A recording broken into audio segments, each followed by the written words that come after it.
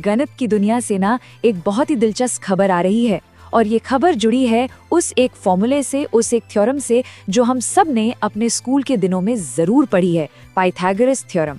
तो सवाल ये है कि क्या पाइथागोरस प्रमेय अब बौधायन प्रमेय कहलाएगी? चलिए आज इसी पर बात करते हैं।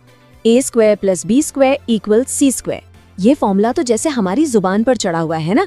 किसी भी राइट एंगल ट्रायंगल की साइड्स के बीच का ये रिश्ता ज्योमेट्री की बिल्कुल बुनियाद है। लेकिन यहाँ एक बड़ा सवाल खड़ा होता है, क्या इसका क्रेडिट सिर्फ एक ही इंसान को मिलना चाहिए? आइए इस सवाल की थोड़ी और गहराई में चलते हैं। तो आखिर हो क्या रहा है? देखिए, ये जो बदलाव है ये सीधे सीधे भारत की स्कूल की किताबों में दिखाई दे रहा है। चलिए देखते हैं कि असल में क्या बदला जा रहा है। तो बदलाव ये है, जहाँ पहले हम सब इसे पाइथागोरस थ्योरम के नाम से जानते थे, वहीं अब किताबों में इसे बौधायन पाइथागोरस थ्योरम कहा जा रहा है। अब ये सिर्फ नाम में एक और शब्द जोड़ना नहीं है, नहीं, इसके पीछे एक बहुत गहरा हिस्टोरिकल कॉन्टेक्स्ट छिपा हुआ है। और ये बदलाव हो कहाँ रहा है? ये NCERT की गणित प्रकाश सीरीज की क्लास 8 की नई किताबों में लागू किया गया है। और ये कोई सिफारिश नहीं है, बल्कि अब ये ऑफिशियली सिलेबस का हिस्सा है। इसका मतलब साफ है, आने वाली जनरेशन इस थ्योरम को इसी नए नाम से जानेगी। अच्छा, इस बदलाव से एक बहुत जरूरी सवाल खड़ा होता है, आखिर बौधायन थे कौन और उनका नाम इस इतनी मशहूर थ्योरम के साथ क्यों जोड़ा जा रहा है? चलिए जरा इतिहास के पन्ने पलट कर देखते हैं। मुझे पता है ये नाम शायद हम में से कई लोगों के लिए नया हो सकता है, तो आइए ठीक से जानते हैं कि बौधायन कौन थे और मैथमेटिक्स में उनका क्या कंट्रीब्यूशन रहा है।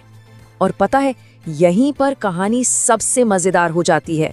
जब हम टाइमलाइन को देखते हैं तो बौधायन ने शुल्ब सूत्र लिखे थे लगभग 800 BCE में और पाइथागोरस, उनका जन्म हुआ था करीब 570 BCE में।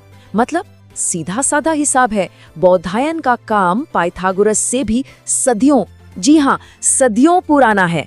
ये बात ही अपने आप में सोचने वाली है। तो ये शुल्ब सूत्र आखिर हैं क्या? ये वैदिक काल के प्राचीन संस्कृत ग्रंथ हैं। इनमें यज्ञ की वेदियों मतलब फायर ऑल्टर्स को बनाने के लिए जरूरी ज्योमेट्रिकल रूल्स दिए गए थे। इससे ये भी पता चलता है कि उस जमाने में ज्योमेट्री सिर्फ कोई थियोरी नहीं थी, बल्कि उसका प्रैक्टिकल और धार्मिक कामों में भी खूब इस्तेमाल होता था। और इस श्लोक को देखिए, ये कितनी खूबसूरती से बताता है कि बौधायन इस सिद्धांत को कितना क्लियरली समझते थे।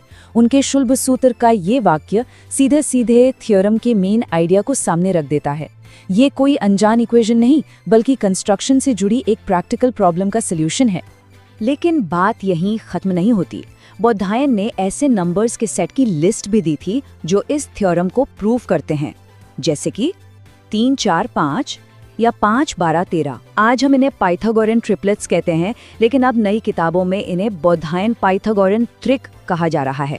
अब थोड़ा आगे बढ़ते हैं और देखते हैं कि ये सब एक बड़ी पिक्चर का हिस्सा कैसे है। ये जो बदलाव है ना, ये सिर्फ एक थ्योरम तक ही सीमित नहीं है, बल्कि ये इंडियन एजुकेशन में हो रहे एक बड़े शिफ्ट की तरफ इशारा करता है। असल में नई किताबें मैथ्स को हमारी रोजमर्रा की जिंदगी और इंडियन कॉन्टेक्स्ट से जोड़ने की कोशिश कर रही हैं। जैसे प्रोपोर्शन सिखाने के लिए इडली बैटर का उदाहरण देना या फ्रैक्टल पैटर्न को खजुराहो के मंदिरों के आर्किटेक्चर से जोड़ना।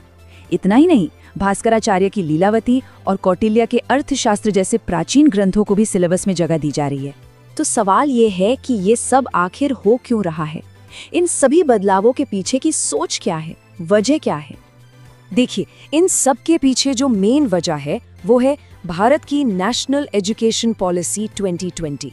इसका लक्ष्य है कि स्टूडेंट्स को सिर्फ फॉर्मूले रटाने के बजाय कॉन्सेप्ट्स को उनके कल्चरल और हिस्टोरिकल कॉन्टेक्स्ट में समझाया जाए, ताकि लर्निंग ज्यादा मीनिंगफुल और आप कह सकते हैं दिलचस्प बन सके। और इस पर एक्सपर्ट्स का क्या कहना है? Tata institute of fundamental research के प्रोफेसर एकनाथ घाटे कहते हैं कि ये एक पॉजिटिव कदम है। उनके मुताबिक भारतीय गणितज्ञों के कंट्रीब्यूशन को पहचानना और उस पर गर्व करना बहुत जरूरी है। ये सिर्फ इतिहास को ठीक करना नहीं है, बल्कि स्टूडेंट्स को इंस्पायर करना भी है। तो जैसा हमने देखा, एक थ्योरम के नाम का बदलना सिर्फ एक छोटा सा बदलाव नहीं है। ये तो इतिहास, कल्चर और सीखने के तरीकों पर एक बड़ी बातचीत की खिड़की खोलता है। और यही हमें एक आखिरी लेकिन अहम सवाल पर लाकर छोड़ता है, क्या किसी आइडिया की जड़ को, उसकी उत्पत्ति को जानने से, उसे समझने और उससे जुड़ने का हमारा नजरिया वाकई बदल जाता है? इस पर सोचिएगा जरूर।